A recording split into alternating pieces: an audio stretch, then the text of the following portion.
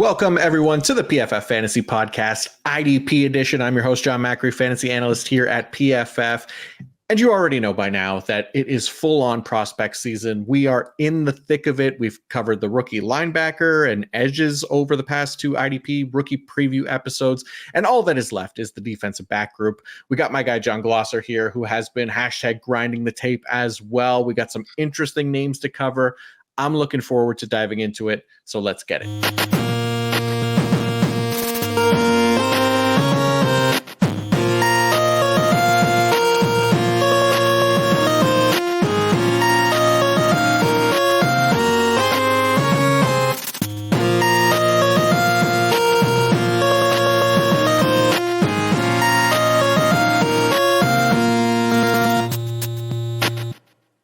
All right, defensive backs, the all-inclusive term for those safeties and corners. That can be a lot of fun for IDP purposes.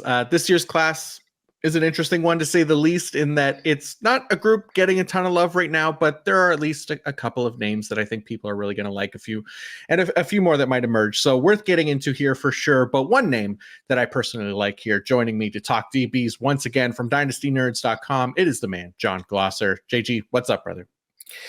Hello, John. Thank you for having me back. I love that I'm your DB guy now. So, yes. Anything defensive back related, I'm the guy you go to. So, but love talking DBs with you every year. Definitely agree with you. This is a interesting, intriguing class this year. I know we've kind of had a couple down years where there was some guys that we really were indifferent on covering because we didn't even know if they would get drafted at this point. Yeah. But this class, I think we're looking a little more positive, at least pre-draft. But we'll always see. Once they on the right and wrong. So. It is always fun to get into these guys kind of pre-draft here and see what happens to them in the NFL draft and how the landing spots shake out and stuff like that. But we always have some fun talking to safeties and DBs. There's always, some guys that end up switching every year from like safety to slot corner. I think that's probably going to be the case again this year, but we might also have one that converts from outside corner to safety this year that a lot of people are talking about. We'll see. Either way, I love the safety position. I love chatting up with you about these guys. We've had some fun ones over the years. This is like year 4 now that we've been doing something like this. So we got 8 safeties or DBs, to cover today. I think, we get a lot of kind of unsung heroes for IDP from this position, as unstable as that might be, tends to be year to year. These guys kind of deserve their time in the spotlight as well. So we're going to give it to them and see if we could find a future IDP star. But before we do that, I do want to let everybody know to check out the PFF Mock Draft Simulator if you haven't already. It's where you can take control and draft for your favorite team or draft for the entire league, whatever you want. I know personally I like to draft for every team and try out different strategies and trades and things like that. Just a great way to kind of kill time before the NFL draft and play out different scenarios and things like that. So get in there, use the promo code 30MDS right now on PFF.com, and it'll get you 30% off an annual subscription, which includes all of our NFL draft content and, of course, access to the best mock draft simulator here in the league. So check it out and have yourself some fun. Again, that is promo code 30MDS. All right, Mr. Glosser, we are fired up and ready to roll on some defensive backs for the 2024 rookie class. So let's start things off in alphabetical order here with USC's Calen Bullock. What were your thoughts on him? Bullock's got more of like a quarterback.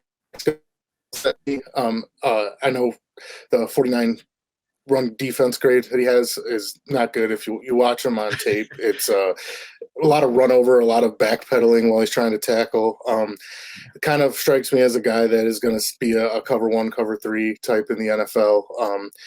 I do like the age still, relatively young, but I don't see him kind of with instant impact, as a IDP asset, like right away. I do love his size. So if there is a way that he could kind of assure a defense that he's not a liability out there, I think he has some upside there. But The fluidity and deep coverage, like the way he transitions and that kind of stuff, like it's very like your typical deep cover safety in the NFL. Like he doesn't miss very much when it comes to breaking on a ball or anything like that. I do think his tendency to jump out and he knows where it's going. You get away with that a lot more in college than you do at the NFL level for obvious reasons of talent discrepancy there. 9 interceptions and 2 defensive touchdowns is obviously intriguing from an IDP manager standpoint when you're kind of looking at some of those game breaking plays that could swing a matchup in your favor. But overall, I don't have him very high in this class. I liked him a lot better in 22. 23 kind of looked, the entire USC team, definitely took a step backwards. So, but yeah, the tackling thing is the big thing for me is, if he can't be trusted out there to be, to be relied on to make stops, even in coverage. I think it's going to be very, very difficult to see an NFL defensive coordinator put him on the field and kind of trust him to, make those plays. You have to be a pretty complete safety unless you're like one of those one of ones, Earl Thomas type in coverage. He's probably one of the only ones that I can think of that was a true deep safety that still managed to be on nearly every IDP roster because of the big playability. I think Bullock has the potential, but I just don't see it right away, if that makes sense. Right. No, it does make sense, right? Like, because like you said, like still relatively young. He's 21 years old still, but he's got this really kind of lanky frame as well. Like he's 6'2", I think 188 pounds, got like a 78-inch wingspan as well. And not like crazy athletic, by any means, even though he did have like a good 40 time. I think he ran a 4.48, but yeah, I didn't mind him. He did a little bit more in 2023 than he did in prior years as far as where he lined up and stuff like that. But I'm with you. I think he is kind of more that prototypical like deep single high safety. But yeah, he's got good closing speed and break on the ball. He reads the play really well and has like the ball skills to come up with pass breakups and interceptions relatively well. He had a strong 15.3% forced incompletion rate over the past 2 years, which was a top 10 mark in this class. That led to 7 interceptions, 11 pass breakups over the past 2 years as well. Kind of his calling card when watching him is those like the break on the ball, breaking up passes. But yeah, it again, like because of that kind of lanky frame, it's not unsurprising to see him struggle a little bit in run defense, right? Like you said, that 49 run defense grade this past year, when they did start to utilize him a little bit more closer to the line of scrimmage, is definitely concerning, right? The missed tackle rate you mentioned, 13.5% this past year was an increase for him as well. So I have a hard time envisioning like an NFL team wanting to use him near the line of scrimmage. I think he'll be primarily a deep safety at the next level because he just won't hold up at that size right now, playing in the box in the NFL, and already seeing him kind of being exposed in that role in college kind of makes that a little bit clearer. So yeah, I don't mind him. I think, he could be a very effective safety though, like in a single high scheme where he's able to cover ground quickly, make some big plays on the ball. And, I have to imagine that if he's a starter in the NFL, and we'll see where he gets drafted, he's probably on the fringes of day 2, early day 3, but if it's looking like a prime landing spot for him, then deeper leagues might have more interest in him as a potential big play threat for IDP leagues. But yeah, I'm with you. There's, I don't know, I guess like hesitance, I guess, for Bullock as far as what he could be for IDP purposes, and could very well be one of those kind of just big play dependent deep safeties. Just watching him. Yeah, you need to get him in an NFL weight room too. I think a lot is going to change then. Being at USC, it's when you're the top dog at one of the top schools, I think you get away with a lot of things off of talent. Yeah. Wanting to see this guy in an NFL system and how someone's going to use him. The age alone and the size he's going to get drafted, so right. It's just kind of a matter of, maybe he ends up somewhere behind a veteran safety kind of on his way out and is able to kind of learn some things. And we're talking maybe year 2 or maybe year 3, he does, kind of become a starter. So, yeah. Yeah, I think it makes sense, right? Like down the road kind of thing. And like you said, as he gets a little bit older too, like he's still super young. Like I think that kind of weight and muscle will start to come as well. But yeah, right now it's hard to see him being kind of like a year one contributor, I guess, like you said. Okay, let's move to a much talked about, exciting prospect who can probably line up anywhere in the NFL, whether it's wide corner or slot or even at safety. It's the very athletic Cooper DeJean out of Iowa. So he just had a really nice showing at his pro day after not working out at the combine after recovering from a broken leg. Now, like I said, he's capable of playing multiple positions and he's extremely versatile, though didn't actually play much safety at Iowa. So we're cheating a bit putting him on here, but I think, he deserves to make this list because we don't often get a cornerback by trade draw as much IDP attention heading into the NFL draft, but with good reason. So we got to show him some love here and talk about him. But also, there is a lot of chatter that he will play safety in the NFL. It's not a guarantee, but I think that's something, we kind of have to know before maybe investing too heavily in him for IDP rookie drafts, right? Like mostly wide corner at Iowa, but one of the reasons why he's drawing a lot of IDP interest as well is for those leagues that reward return yards, right? He was an excellent punt and kick returner for Iowa, also played some gunner on punt coverage. So if you're in leagues where special team tackles are also rewarded, then that's just another notch in the belt for DeJean, right? So,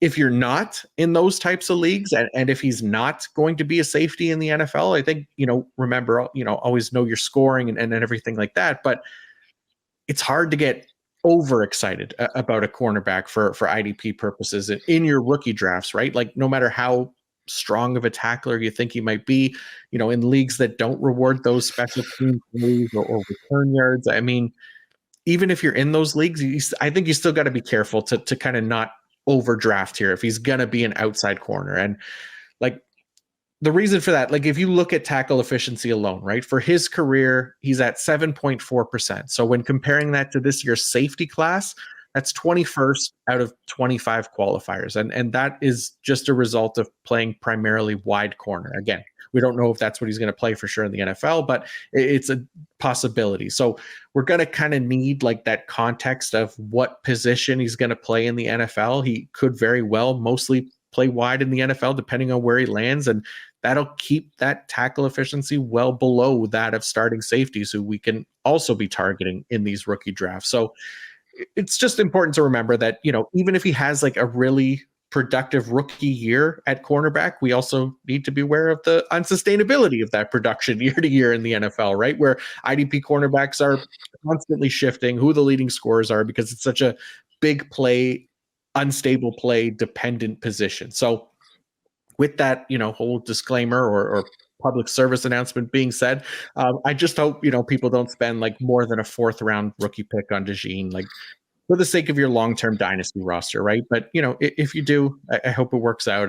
There's a chance that it does, as small as that might be, that it works out fine. He does have great ball skills. His ability to turn interceptions into potential touchdowns is among the best in this class. Like obviously if you're getting that kick return yardage, that definitely helps again, but just be careful basically where you're valuing him over the other IDPs and offensive players in this draft, because there's still so much value to squeeze out of those things for fantasy where, there's other positions with much more consistent and sustainable and long-term production available. So just try not to get too caught up in the hype is all I'm trying to say. I feel like I might have went too negative here for DeJean. I really love the idea that he's not like a guarantee to play safety in the NFL, and that I'm seeing this hype already, and I just have a good feeling I'm not going to have any shares because people are getting a little excited about him, in my opinion. But where are you at with him? Any more optimistic than me?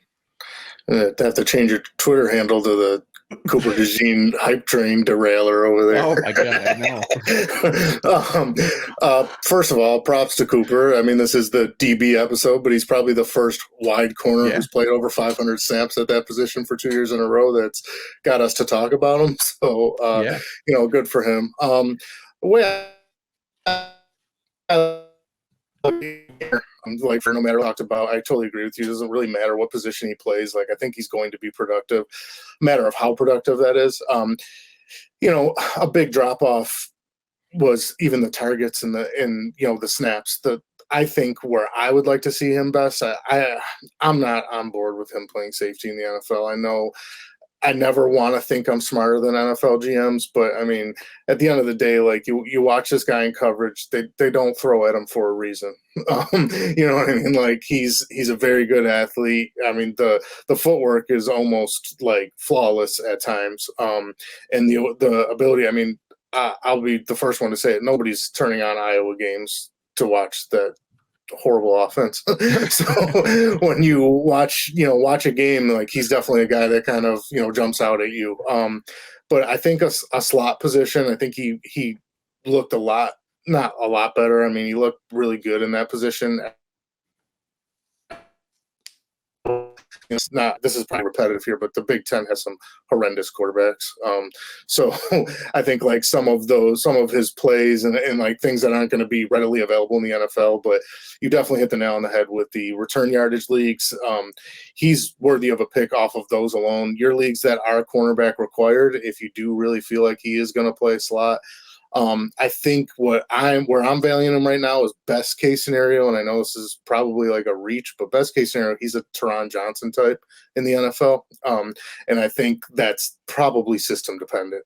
So you're going to need him to land somewhere, and I mean, like, let's not kid ourselves. This guy's going to have high draft capital. So I think, I know his highlights came out. Even the basketball highlights came out this week. It's, he's an impressive athlete. So when you see him out there, like you do know that he's going to make a difference. It's a matter of where a team values him. And I do think it could be something where you're comfortable with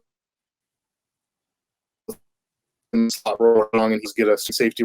But I think if an injury at corner, especially at wide corner, there's just not a lot of guys who can excel there, and I think he can, as obviously you see his numerous amount of snaps he's played there over the last 2 years. I think he's going to get flip-flopped around. So again, I think like hit it out of the park there with like the sustainability from year to year. We get really, really like almost spoiled with like a Teron Johnson type because it doesn't really like, it seems like the Bills will put, a random undrafted free agent out at wide corner and keep Teron in the slot. So like, I don't know that we're going to get that lucky with a guy like Cooper, but yeah, I mean, I would definitely be very careful. It's easy to fall in love with, the name and the highlights and things like that. But at the end of the day, if you're not in a cornerback required league or you're not in a league that rewards, return yardage, you are playing a dangerous game by I don't want to say wasting, but by spending, even like a 4th round pick on a guy who may be seeing, less than 20, 30 targets, over a few game span. You're not going to score a lot of fantasy points when that happens. He needs to, be really, really high impact plays need to be so consistent. And we just don't see that enough in the NFL from the best players, let alone rookies. Yeah. Yeah. I'm with you, right? Like if he's, if we get word that, he's going to be playing safety as non-optimal as that is maybe for his like NFL value, or if he's going to be playing slot corner in the NFL, then, I'm more interested. Right. But you're right. Like that wide corner role, it's not productive for IDP for the most part. And it is big play dependent, and not to say that he doesn't come up with big plays, because he does, but if he's as good as advertised too, right, and he's not seeing those targets, like you said, there's not going to be the opportunity for those big plays either as much. So it's a risky game, right, to fall too far in love with like a Cooper DeJean before the draft, before he gets a landing spot, before we know exactly what kind of position and role he's going to have on his NFL team for IDP purposes, right? So especially with the, a pool of cornerbacks that's just so massive that you can easily skip him and find someone who's very similar and get productive numbers from them for IDP purposes. It's just hard to invest too heavily in somebody like a Cooper DeJean. For me, at least, I'm probably not going to have a lot of him. I know, return yardage leagues, that's where I'd be looking at him a little bit more, but like to see where he lands. And we'll talk about it again post-draft, right? Like when we go over these guys, we'll get a chance to see where he ended up and try to figure out what his role is going to be over there as well. So it'll be fun to see what happens in the NFL draft, but I imagine he's going to be a first-round pick as well. So good stuff. All right. Before we keep going, I do want to give a quick shout out to our presenting sponsor, Fabric by Herbalife. If you have a family, then you need to get term life insurance to protect them. It's one of the smartest financial decisions you can make, and the start of the new year is the perfect time to get it done so you can focus on whatever else the year has in store for you. Fabric was designed by parents for parents to help you get a high quality, surprisingly affordable term life insurance policy in less than 10 minutes. Fabric has flexible policies that fit your family and your budget with quality policies like $1 million in coverage for less than $1 a day. Get your personalized quote in just minutes and then apply when it's convenient for you. It's all online and on your schedule. You can go from start to covered in less than 10 minutes with no health exam required. Join the thousands of parents who trust Fabric to protect their family. Apply today in just minutes at meetfabric.com/fantasy. That's meetfabric.com/fantasy. meetfabric.com/fantasy. Policies issued by Western Southern Life Insurance Company, not available in certain states. Prices subject to underwriting and health questions. Okay, let's talk about a safety from the U. It's Kamren Kinchens out of Miami. John, what are your thoughts on Kinchens? I appreciate you giving me the Miami guy, so right. Thanks for that. But Cam Kinchens is the first write-up that I was able to do for Nerds. Check it out. I got some good feedback on that one. Love him, obviously, being a Miami fan. The physicality and versatility. At the time, you're like, oh, this is the most versatile safety in the draft. And then you start to break down some other guys, and you're like, yeah, maybe I might be wrong. But yeah, I do 11 interceptions, 2 defensive touchdowns over the past 2 years. My biggest concern about him is some of the poor tackling angles. Did play a ton of snaps for Miami over the last 2 years and kind of being the leader back there. I do think they took him out of some of the, as you see there, the box snaps decreased a little bit. I think they really did. James Williams was playing quite a bit of box snaps. A guy who's probably not getting enough credit in this draft, but I mean, he's still pretty raw. It was a little bit of a surprise on that one that he actually kind of came out. But Kinchens from a tackling standpoint, the slot snaps. Obviously not as high in 21. But yeah, I mean, I like Kinchens. He brings you everything from the physicality enforcer in the middle of the field to being able to, get there and use his instincts. Very, very good ball skills. Again, some interceptions that you see on his highlight film are really, really poor decisions by quarterbacks, but regardless, he's still being able to make that play. But yeah, I have him as one of the tier 1 of the safety class. I really like Kinchens a lot. Let some of my Miami bias get in it, but the Texas A&M game and the Clemson game were two of his highest scoring there. But those were games where you saw every bit of what he could be in the NFL. I do like him a lot. I think his overall big play ability, I don't think is going to be nearly as impactful at the NFL level. Some of the quarterback play is a big. The versatility, I don't see him as one or the other, as more of a deep safety or box safety. Mm-hmm. I do think he can be a little bit of both, which is kind of one of the things I like about him the most, is kind of just the overall jack of all trades type. But yeah, tough as nails. That's a thing that doesn't really get talked about much. Some nasty injuries that he dealt with at Miami, and did not take long for him to fight back and get back on the field.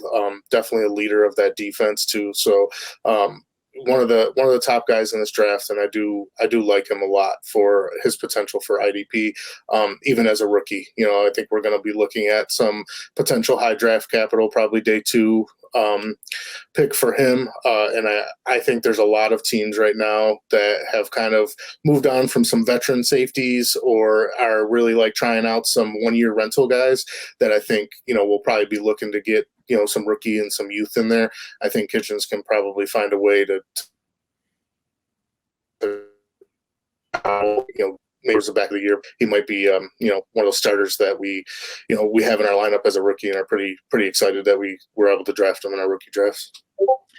Nice. Yeah, he's a fun player, right? Like you said, he could play a little bit of everything. I know he played mostly, deep safety recently. And he had I was watching, more 2022 tape to start, and he had a really strong 2022 season. Didn't quite replicate the 2022 to 2023, right? It wasn't as good. He had, I think, a 90 overall, 90 overall grade in 2022 with a 90.7 coverage grade, but then that dipped to just 67.8 and 65.1 coverage in 2023. But there was some good, this past year, like you said, as he continued to kind of be that ball hawk, coming up with 5 interceptions.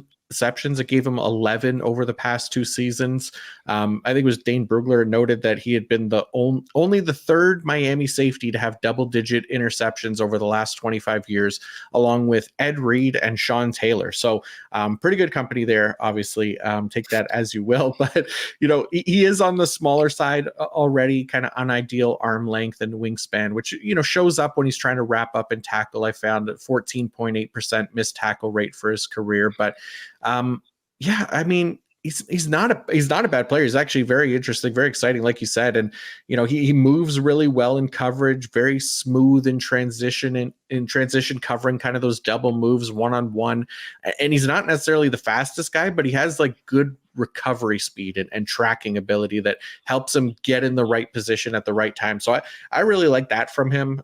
He's another one of those guys that, probably is going to play mostly deep, at least for what I think, but like you said, has the potential to kind of move around a little bit. But I have a mostly deep just because of size and strength concerns, but I don't know how well he'll hold up in the NFL, kind of rotating down towards the line of scrimmage and being a plus in run support. Like he's kind of this, when he does tackle, sometimes like it takes him a long time to bring the guy to the ground kind of thing. And sometimes that leads to the missed tackles. Sometimes that leads to additional yardage, right? So he's maybe another guy that could afford to put on some muscle and some weight in the weight room there. But yeah, I don't mind him. I think he's going to be good for NFL purposes. Whether that translates to IDP or not, I'll be interested to see. But yeah, he's a fun name for sure. All right. Next up on the list is another one of the more interesting names that I am excited about here. It is Jaden Hicks out of Washington State. So I'm definitely excited to hear what you think about him as well. But I love Jaden Hicks. Spoilers for later. Like this is my favorite safety in the class. Maybe one of my favorite players in the class. First off, he's essentially a linebacker that plays safety, which when we're talking IDP, that should immediately grab people's attention. And, a lot of the times these big box set type safeties who are, they're big and physical, they don't have the speed or the range to make them all that appealing for the NFL. But Hicks has all of that. Like he's an absolute heat-seeking torpedo on the field. Like wherever he's lined up, he's determined to get to the ball carrier before anyone else, and has one of the best first contact rates in this year's class at 8.7%. That's 4th best. To also go along with the top 5 tackle efficiency, 10.8%. He was top 5 in average depth of tackle against the run at 5.4 yards. Like there's a hit that he lays on some poor bastard, Wisconsin receiver who was trying to make a catch over the middle against him. And he knocks this guy like into next week with a clean shoulder check that knocks the ball out and pretty much knocks the receiver out too. Like he's just fun to watch, man. He's physical, he's violent, but he's also like, he's got strong coverage instincts and he could stick with wide receivers downfield. Like he has a rep against Jalen Polk of Washington, who's a good athlete in his own right, but he carries him one-on-one downfield and picks the ball off by just ripping it out of his bucket in tight coverage. Like it's a hell of a play by him and a great example of kind of his ability to do it all. Like, sure, there's missed tackle issues with him where, he can make the mistake of trying to be too physical and launch himself at guys, which doesn't always work, though it does work a lot. But something you'd want to see him clean up a bit for the NFL. So I don't know. What do you think? Am I being too optimistic about Hicks here? No, the Jaden Hicks train is definitely leaving the station. I'll start with the concerns because I also love him too. The two concerns I have about him, the missed tackle one that he hit on, almost as many missed tackles as assisted tackles this past season, and then I think just some of the play potential to be a little bit in play action, but I think it's the linebacker mentality, especially when he's in the box, of just kind of biting on something or wanting to play downhill so fast. So those are things that I definitely think you get away with a lot more in college, where an NFL defensive coordinator will have you sitting on the bench if you don't play the way he wants you to. So, but yeah, in terms of what you like, I love the steady improvement every year, whether it be from grading to tackling to the snaps that he's played, the tackle efficiency, like you've mentioned. But the Jalen Polk play is actually in the article we'll be dropping this week for the rookie profile I did on Hicks. That play's on there. I broke that play down. If the listeners have read some of these articles, it's what I see pre-snap and then like the way the play unfolds and kind of like what I really like about it. And I mean, he gives Jalen Polk probably almost 12 to 15 yards of cushion, obviously because of his speed, and he never gives up an inch in coverage. It's probably a ball that should not have been thrown, but if you have concerns about ball skills with Jaden Hicks, get rid of him after you watch this play, because this is grown man football, and he proves why he's an alpha. But like no concerns with him, like in the box. He's that type of safety too that I think you're looking at, like the mismatches where you don't want to put a linebacker on a tight end, right? Because those guys, your elite players at tight end are going to eat those guys alive. I don't think they're doing that to Jaden Hicks. Between the physicality, the coverage skills, and one of the things I really love about him and watching his tape in the games is his communication skills pre-snap, especially when he's in the box. Like, it's taken over, and I see it and I know where it's going. And another play I broke down there, I think it was against UCLA. He drops back into coverage. It's like a zone coverage, and I want to say it's like 3 tight ends to the weak side, and he's got a responsibility of like maybe 3 different guys. It's a busted play. The quarterback kind of rolls out of the pocket. The running back comes underneath after he's blocking, and Hicks breaks on this ball before the quarterback even decides that he's going to throw it to the safety valve, running back underneath, and he stops him for a loss. So it's plays like that are like, that's what you want from an IDP standpoint, from an NFL standpoint. So, I think we're in agreement on Jaden Hicks here. Like I said, I'm watching Kamren Kinchens, and I'm like, oh, I love his versatility. And then you turn on the Hicks tape, and you're like, oh man, Cam who? Like, so, I'm with you. I love him. I will probably, I know for a fact, I'm definitely going to reach in a league or two, just because I don't want to be on the outside looking in. But yeah, I'm very, very, very big fan, and come away super impressed with him and his play style. Yeah, man, I'm with you. I'm happy to reach, not in every league, in a couple leagues, right? Just I want to have my shares of Jaden Hicks, that's for sure. Like, it's just everything about him. I know, he doesn't really project really as like a great like deep safety either. So, maybe scheme and landing spot are going to have to utilize him to his strengths. But this is like an ideal guy to play that strong safety role. Like if he played strong safety in Gus Bradley's scheme, for example, like if that were to happen, my pants would be off for sure, because, something like, something similar to that role, right? Where in a single high scheme where he's the primary run support guy and play the slot a bit is perfect for him. And I don't know if he'll be the first safety drafted in the NFL draft, but if I'm drafting an IDP rookie drafts, he's 100% the first DB taken for me. So, love Jaden Hicks. There you go. So I made up for some of my negativity with Cooper DeJean. And I like Cooper DeJean, but I just feel like, anyways, I love Jaden Hicks a lot more. So. Tackles are king. Tackles are king. Right. All right, let's see if we can keep the hype train rolling here and give some more love to this DB class. Heading to Georgia, where we have our first of 2 Georgia safeties up to discuss, starting with Javon Bullard. JG, what do you think about Bullard? Bullard, I believe, was the last IDP profile that dropped from myself. I like Bullard, really intelligent player, high IQ. I think that's one of the opening lines in the article is you don't play that amount of time for Kirby Smart if you're not, highly intelligent player, productive player. The production's there. I think 500 snaps in the slot in 22, and then like 350, 362 there at deep safety. He kind of moved into a different role there. They did end up winning back-to-back national championships there. So not 21 and 22, I believe. Another one I had, I think PFF gave me that one, was ranked top 27 in passer rate allowed and forced incompletions, and then 0 touchdowns allowed last year with 2 interceptions. I like him much better in the slot. We kind of had a little bit of talk pre-show about Kirby Smart slot start position and the production that kind of correlates with that. But a few plays that I kind of broke down. One was from this year, Tennessee wide receiver Joe Milton kind of has him, dead to rights. He throws typical Joe Milton balls to touchdown. Bullard's beat by a yard or two. Looks like it should probably be an easy touchdown. Never turns his head. You see kind of some of the cornerback stuff, which he experimented with in 21 and in high school, and never turns his head to lose ground and kind of just plays the wide receiver's eyes in his hands, and the receiver never has a chance to catch the ball. Perfect coverage, very easy to force a pass interference there just by knowing your beat. Really like that IQ part of his game.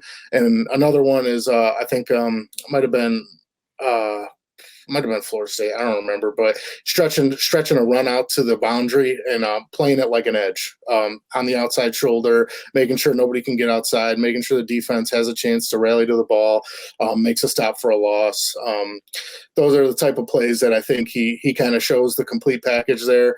Some concerns. I don't know that his recovery speed and things like that are going to be. They're not going to wow you, but I do think he's one of those compact Georgia players that understands the game, understands where to be.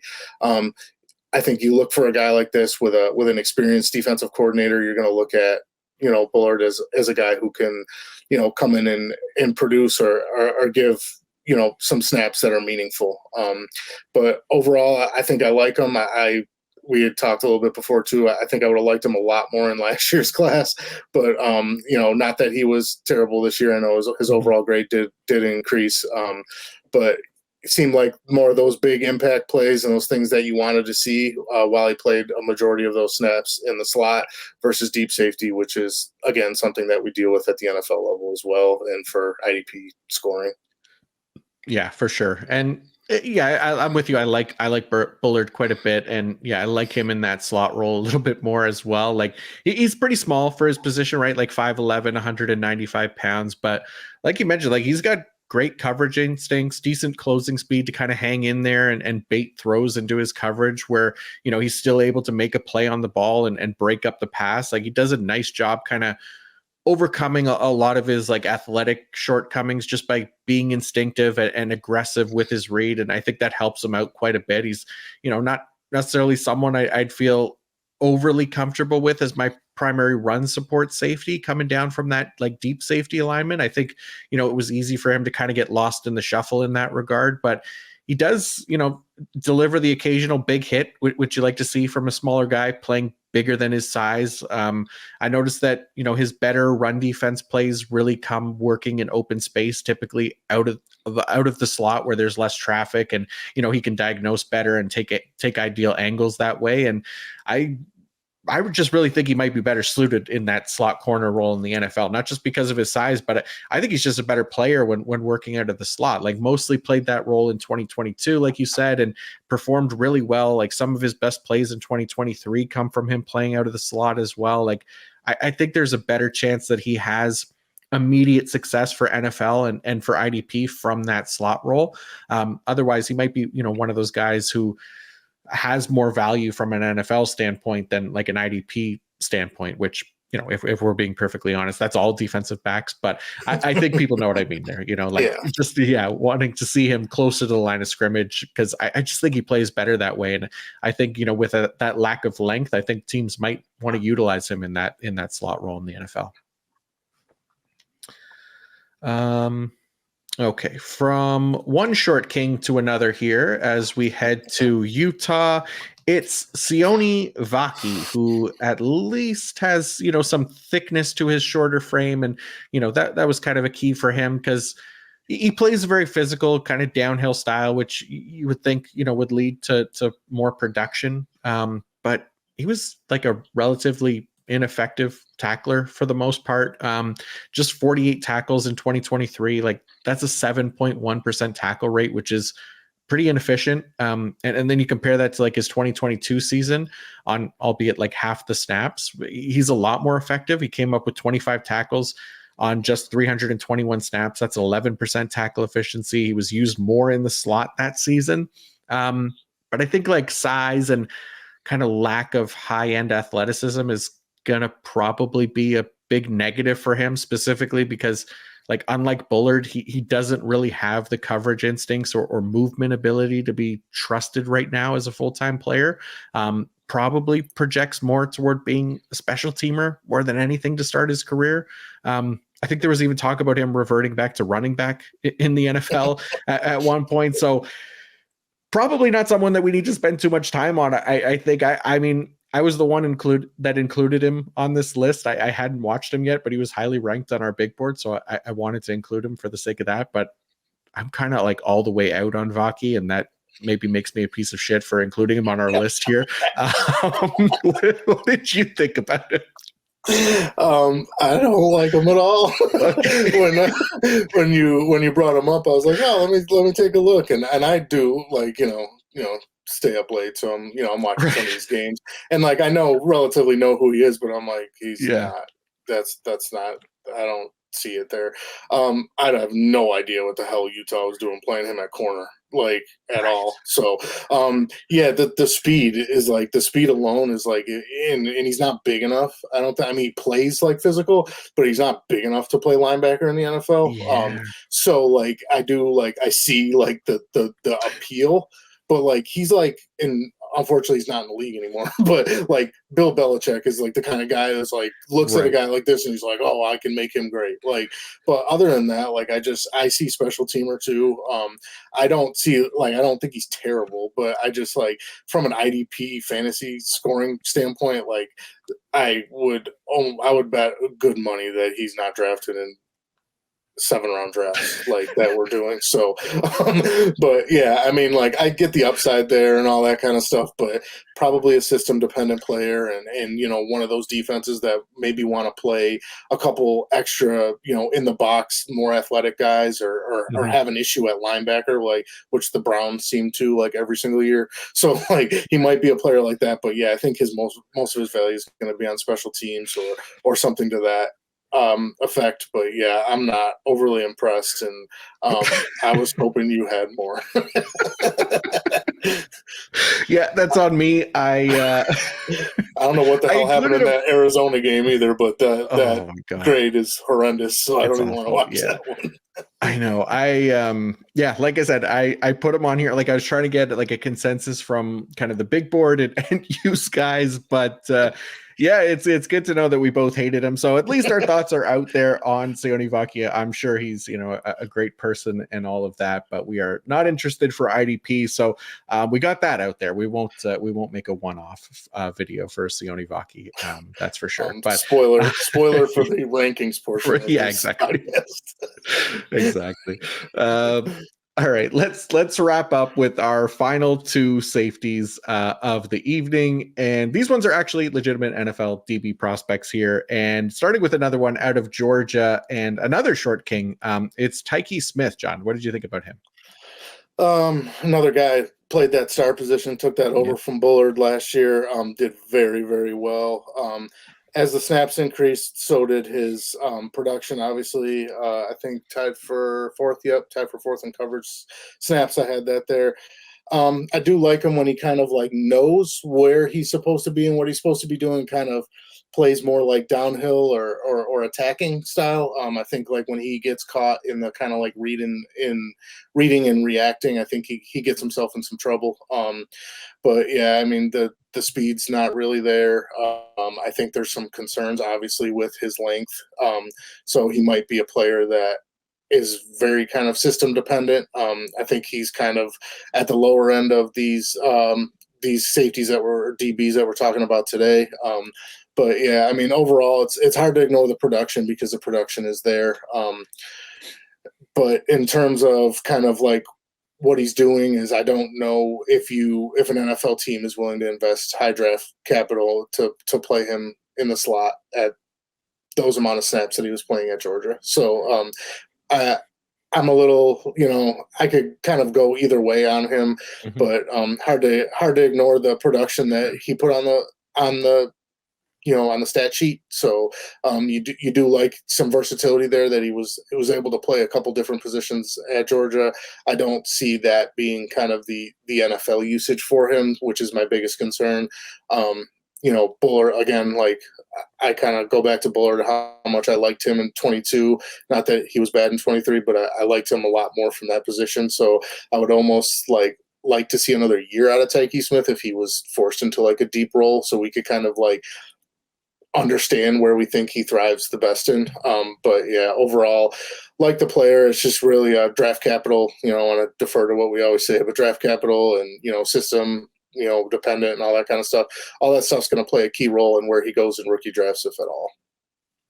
Yeah, absolutely. I have the exact same notes for him. Like it is he's one of the more kind of draft capital landing spot dependent players, I think, in this draft, like just to kind of get a sense of what team he's going to be on, what defensive system, how they're going to utilize him. Like I do expect him to kind of be used more as that nickel corner once he gets to the NFL, like just again, based on size. And that was kind of the thing that he did best there at Georgia. But, you could also tell that he was more comfortable in that slot role. So I don't know, like almost every player, that we talked about today, like missed tackles are obviously going to be an area that he needs to clean up for sure. Like 14.1% missed tackle rate isn't ideal, but it's kind of the norm with this class specifically and for these smaller DBs that we're covering today. But, there were some things to like he did a nice job kind of staying square to the line of scrimmage as a run defender. It wasn't necessarily like always a technique thing for him with those missed tackles, but more just to do with like size and length. And,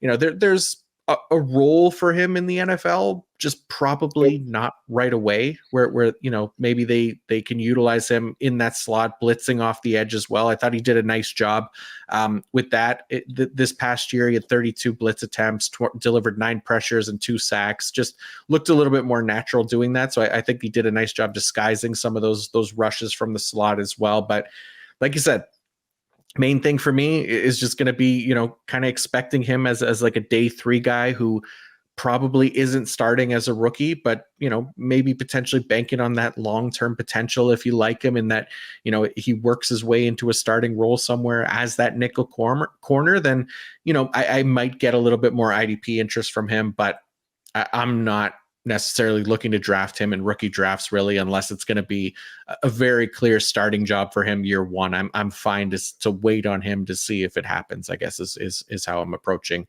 Tykee Smith. Okay, last name on the list, but the first name that pops up at the top of his positional rankings on the PFF big board, it's Tyler Nubin out of Minnesota.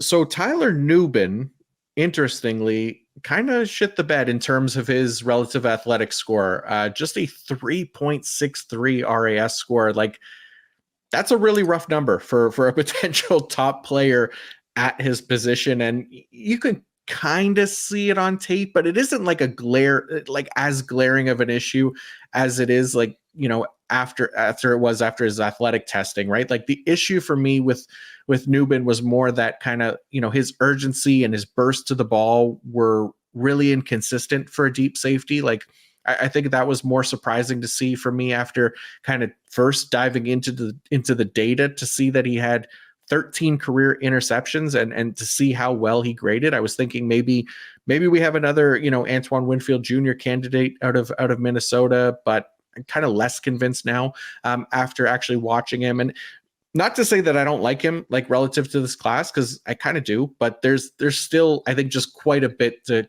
clean up with his game. Like, there's a fair bit to like about him as well. Like, he's not the least of which is that he was like the top 2024 safety prospect in terms of consensus score across all of PFF's stable metrics over the past 2 seasons. He did that with a top 3 coverage grade since 2022, a top coverage grade with no pressure on the play over that span as well.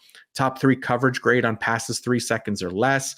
He had the second best force and completion rate at 20%, which isn't, surprising considering he had 9 interceptions over those 2 years alone. But he actually graded out really well in run defense too, with an 80.6 since 2022. So like, there's clearly some issues, and he's not a perfect prospect by any means, despite being, almost the consensus top safety this year. But there's definitely plenty to like about him. But where are you at with Tyler Nubin?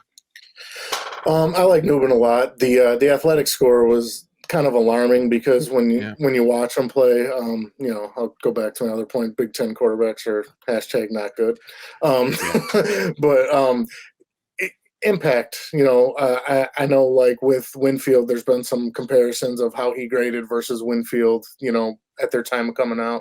A big thing with him I like is the instincts. He's played a lot of football. The COVID year granted him another year of eligibility, being able to kind of come back and really be like a leader and step up and pad his stats and make his case for being one of the top DBs in his class, which I do feel like he is. The deep safety role is one that you're probably looking at where he's going to be at the NFL level. Not that he can't play in the box; he's made quite a few plays in there. But I don't know. Like, I don't want to call him Antoine Winfield. I think I felt better about Winfield when he was coming out. But the athleticism score is super alarming. And like you said, I mean, it's a great point. Like, it's, like sometimes we see those athleticism scores and we're like, yeah, but when you watch the film, like, it's not that evident. You do see it, you know what I mean? And, and you do have to realize the gap between Big Ten football and your worst NFL team is pretty, large. So, but I do, I don't want to bash him too much because there's a lot that I like about him. In the write-up I did on him, really like high intelligence of like timing of blitzing and baiting of quarterbacks, being able to kind of, give the illusion that something's there and using his, instincts to break on a ball before the quarterback even knows he's trying to go back to that read because he saw it pre-snap. He thinks it's there and it's actually not there. So, but yeah, I like Nubin a lot. I do like his, I have concerns with his speed. Like, I won't lie, especially if he's going to play a deep safety position. I don't mind. Like, I think he can get there from a recovery standpoint, but I don't like the top end speed. I don't ever see you allowing him to play in like a cover 2 or something like that, where he's going to be matched up one-on-one with some of these high level NFL athletes. I think he's going to get beat. I do like him. I think he fits the mold of probably like one of these the early safeties that are going to get taken off. One of the oldest, probably the oldest rookie, I think, that we're talking about. I think he's 23 already. So he has a lot of game under him. And I think his first 12 games, he had 1 interception for Minnesota, one of those being a COVID year, which was only like 5 games. And then 12 over the next 3 seasons, and then walks away from Minnesota as, the career leader in interceptions, school record. His brother also plays, I think, running back for Minnesota, and his dad was also a college football player, D1, I believe. So football's in his blood. I think when you get the guy in the field, you do see that he can make a difference. I think a team's going to spend some draft capital on him, and I do think we'll be probably looking at him at least heading into training camp as a potential starter for a team, if all plays out in the draft like I kind of anticipate that it will. But yeah, I mean, it's just really like one of those guys that you're going to have to see on the field. He's definitely going to get drafted in your rookie drafts, probably fourth, fifth round, where those guys start to come off the board in your typical like seven round IDP drafts. So I would, I definitely like a lot about him, and I think that the consensus is there, right? Like you said, all the PFF scores, the big board, all that. He's there, right? Like he checks all the boxes there, and then you look at some athleticism stuff, and that stuff kind of sours you a little bit. Maybe that's an opportunity to get some value out of him.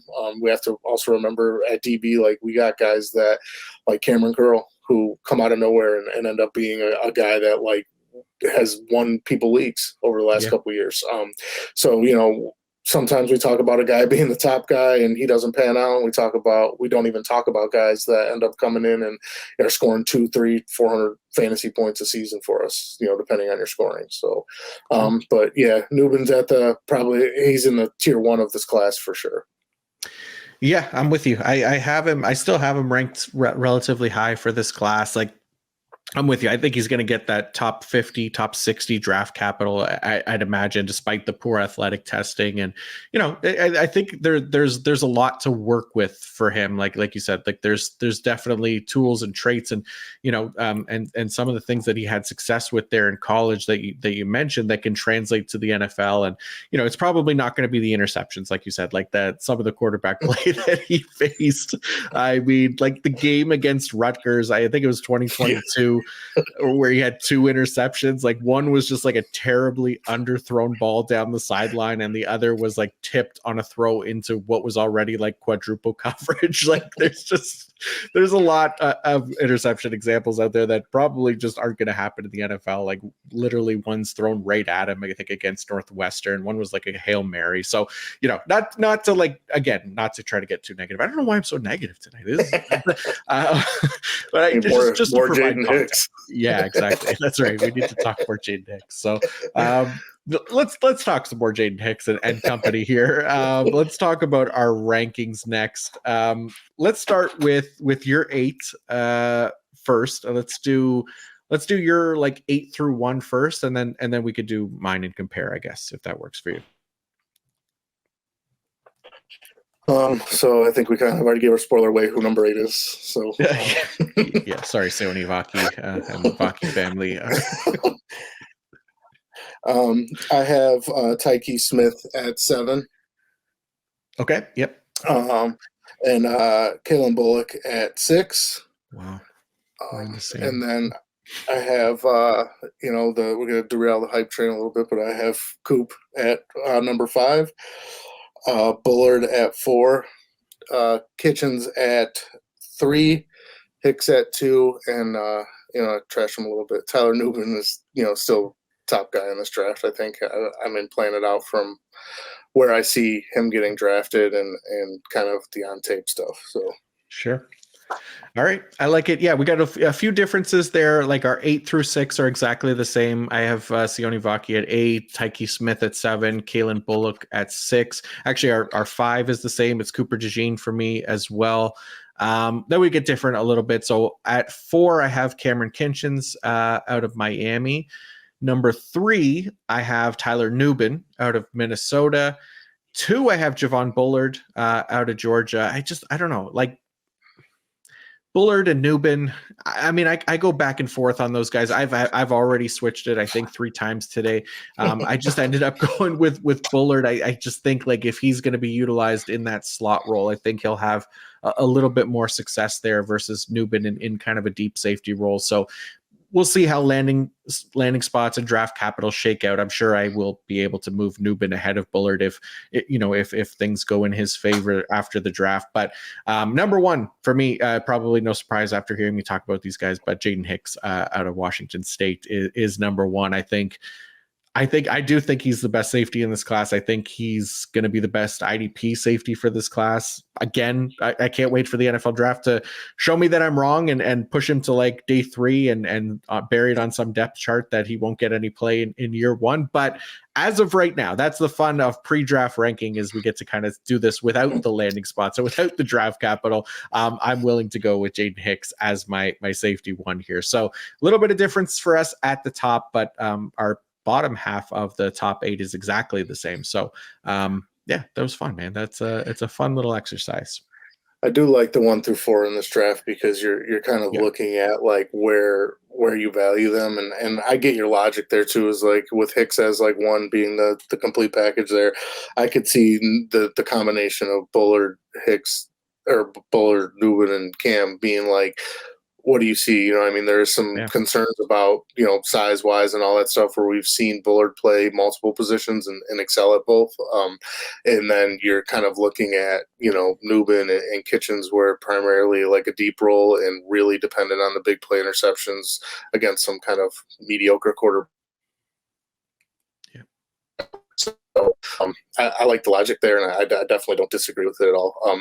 I like classes like this where like Jaden Hicks is a relatively unknown, and then you start watching him and you're like, he's like top. You know what I mean? So he's so it's good, just I would have wished we kind of saw a little bit more production as like a true freshman there, because like Washington State's not really bringing in elite talent. You would think he would be able to kind of get on the field a little bit sooner, but none of that's going to matter when it comes to him getting drafted. And we only care about what he does for our fantasy teams, right? Exactly. Yeah. So hopefully, his freshman season in the NFL is more productive, and hopefully, I just want to see him get that starting role and like a team utilize him the way that he'll excel. And I think, he's going to be a super fun player for people for IDP purposes. So it'll be fun. We'll debrief after the NFL draft and see how these guys shake out and stuff with all these rookie classes really that we've covered for these IDP preview episodes, linebackers, edges, and these defensive backs. But for today, that's going to wrap it up. Thank you to everyone for tuning in, whether you're watching on the YouTube, don't forget to like and subscribe, or listening to the audio. We appreciate you. And most of all, a massive thank you to the great Jon Glosser for coming on, breaking down this rookie DB class with me. Really appreciate you coming on here, man, and lending your expertise. It is always a fun time every year. Agreed.